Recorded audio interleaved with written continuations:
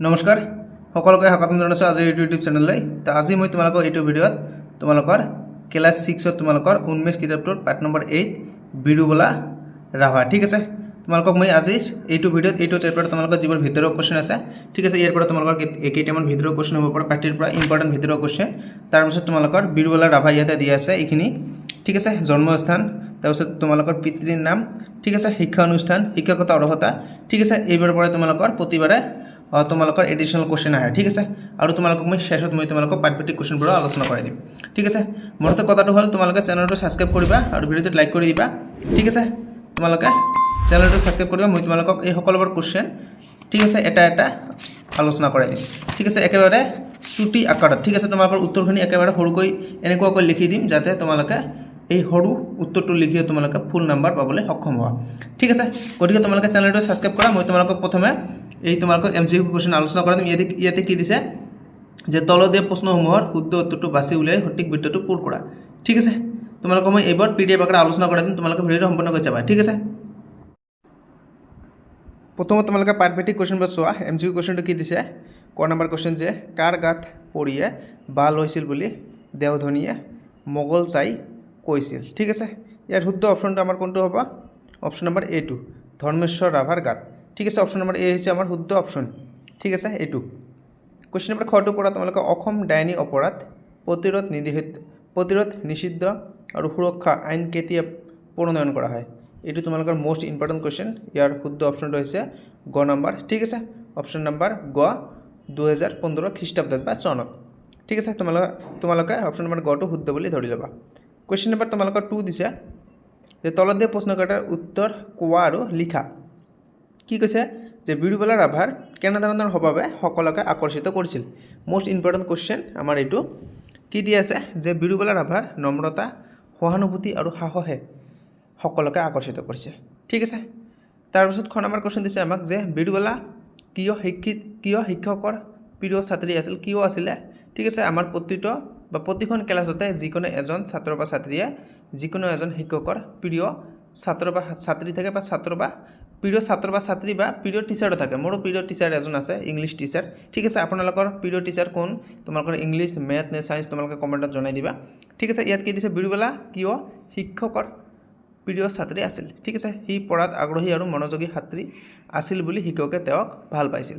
আপোনালোকৰ প্ৰিয় শিক্ষক কোনটো বিষয় লৈ আছে, ইংলিছ, এছামিছ নে গণিত, তোমালোকে কমেণ্ট কৰি জনাই দিবা।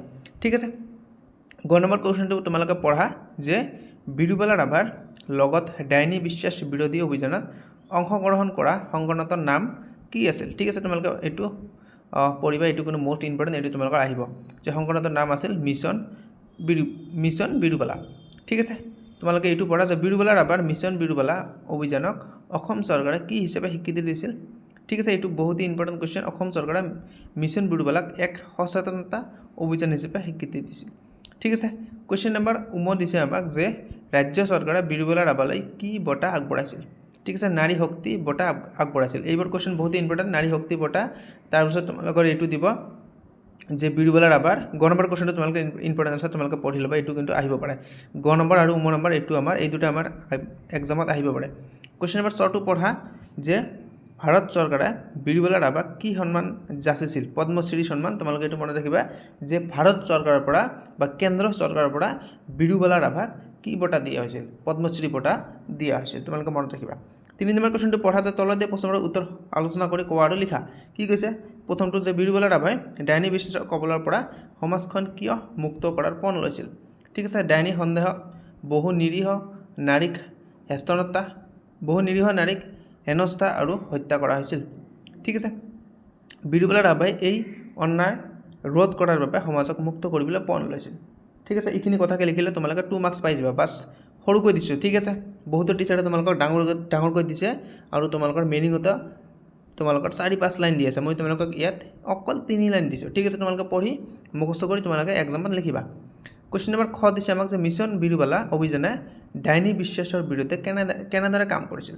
এইটো কিন্তু মোষ্ট ইম্পৰ্টেণ্ট কুৱেশ্যন তোমালোকৰ, যে এই অভিযানে গাঁও চহৰত গাইডেড আলোচনা, সভা সন্মিলন আৰু নাটক যোগে লোকক সচেতন কৰি অন্ধবিশ্বাস দূৰ কৰিবলৈ কাম কৰিছিল।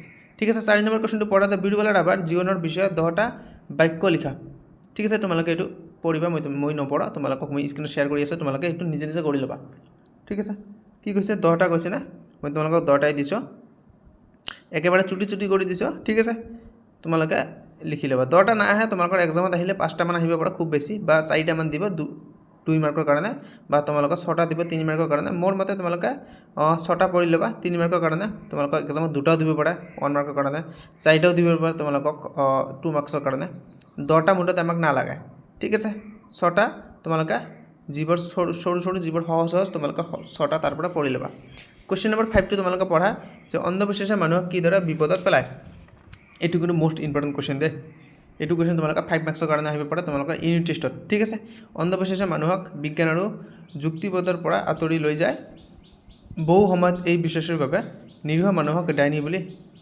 হেনস্থা কৰা হয় বা হস্তান্তৰ কৰা হয় তোমালোকে এইটো হেনস্থা দিবা যিটো ইয়াতে দিছে এইটো তোমালোকে লিখিবা যে এই বিশ্বাসৰ বাবে নিৰীহ মানুহক ডাইনী বুলি হেনস্থা কৰা হয় শাৰীৰিকভাৱে কষ্ট দিয়া হয় আৰু কেতিয়াবা মৃত্যুৰ সন্মুখীন কৰা হয় বা সন্মুখীন হ'ব লগা হয় ই সমাজত ভয় আৰু অনাস্থাৰ সৃষ্টি কৰে সেয়েহে অন্ধবিশ্বাসৰ বিৰুদ্ধে শিক্ষাৰে প্ৰতিষেধ হ'ব লাগিব ঠিক আছে এইখিনিয়ে আৰু ইয়াৰ পিছত তোমালোকক মই তোমালোকৰ ভাষা অধ্যয়ন আৰু গ্ৰামাৰ সেকশ্যন আলোচনা কৰি দিম তোমালোকে ভিডিঅ'টো সম্পূৰ্ণকৈ চাবা কোৱেশ্যন নম্বৰ 6 দিছে আমাৰ কি দিছে তলত দিয়া সন্ধিবোৰ ভাঙি লিখা ঠিক আছে তোমালোকে ইয়াৰ পৰা উত্তৰ কৰি ল'বা তোমালোকে খ্ৰীষ্টাব্দ দি আছে হিমালয় দি আছে হিমজকালয় ঠিক আছে তোমালোকে পঢ়িবা এইবোৰ অতীত দি আছে একেবাৰে সহজ এইবোৰ ঠিক আছে কোৱেশ্যন নম্বৰ 7 টো তোমালোকে চোৱা ইয়াৰ পিছত এটা মই নবদাই তোমালোকে পঢ়ি ল'বা কোৱেশ্যন নম্বৰ 7 কি দিছে তলত দিয়া সন্ধিবোৰ ভাঙি লিখা ঠিক আছে ভাঙি লিখিব গৈছে ইয়াতে তদুপৰি তৎযোগ উপৰি ঠিক আছে সম্পূৰ্ণ সমাজক পূৰ্ণ তোমালোকে এইবোৰ পঢ়ি ল'বা সংহতি দি আছে সমাজক হতি ঠিক আছে মুঠতে তোমালোকে এইবোৰ পঢ়ি ল'বা কোৱেশ্যন নম্বৰ 8 টো তোমালোকে চোৱা তলত দিয়া শব্দবোৰ সন্ধি অনুসৰি তালিকাভুক্ত কৰা ঠিক আছে সন্ধি অনুসৰি হৰ সন্ধি নে ব্যঞ্জন সন্ধি ঠিক আছে তোমালোকক মই ডাইৰেক্ট উত্তৰটো কৈ দিছোঁ তোমালোকক প্ৰথমে দি আছে কি সচ্চৰিত্ৰ এইটো আমাৰ ব্যঞ্জন সন্ধি ঠিক আছে তাৰপিছত কি দিছে সংস্কাৰ ব্যঞ্জন সন্ধি তোমালোকে এটা কাম কৰিবা হৰসঞ্জীৱত তোমালোকে ইয়াৰ পৰা বাছি ল'বা দেৱালয় নীলোৎপল চন্দ্ৰোদয় প্ৰতীক্ষা ঠিক আছে অকল এইবোৰ হৰসন্ধি আৰু বাকী যিবোৰ আছে সকলোবোৰ ব্যঞ্জন সন্ধি ঠিক আছে মই তোমালোকক এটা এটাকৈ দেখুৱাই আছোঁ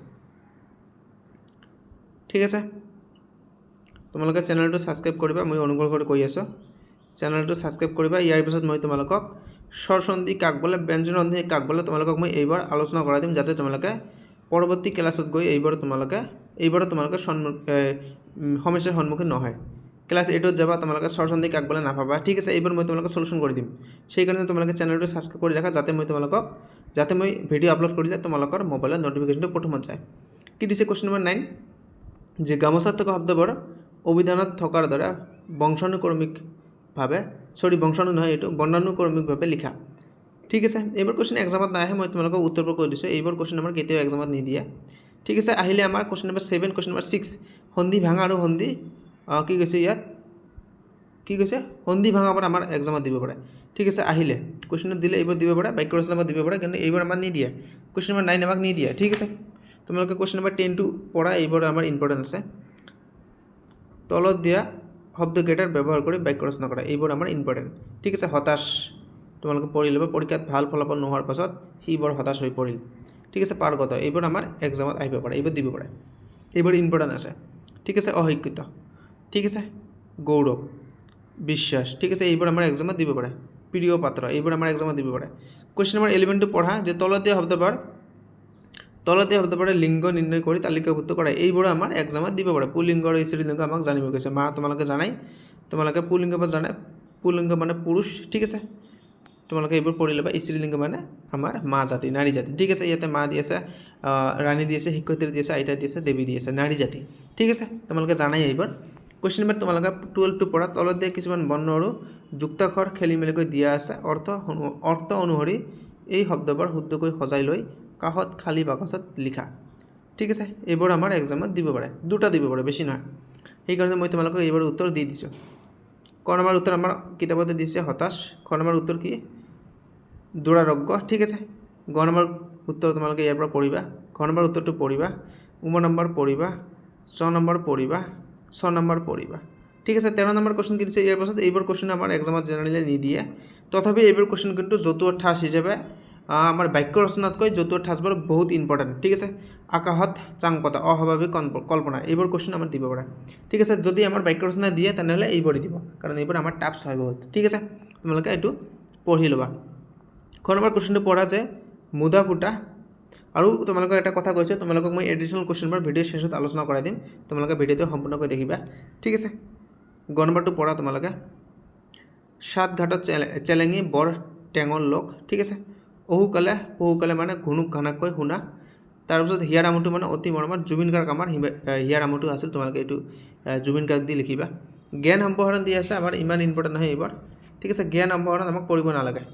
ঠিক আছে, 14 নম্বৰটো দি আছে তোমালোকক, উত্তৰখিনি দি আছে, মই এইটো তোমালোকে 14 নম্বৰ কুৱেশ্যনটো উত্তৰ অকল চাই লোৱা। ঠিক আছে, এইটো তোমালোকৰ প্ৰকল্প হিচাপে দিব পাৰে, প্ৰজেক্ট হিচাপে। ঠিক আছে, তোমালোকে এইটো দিব পাৰে।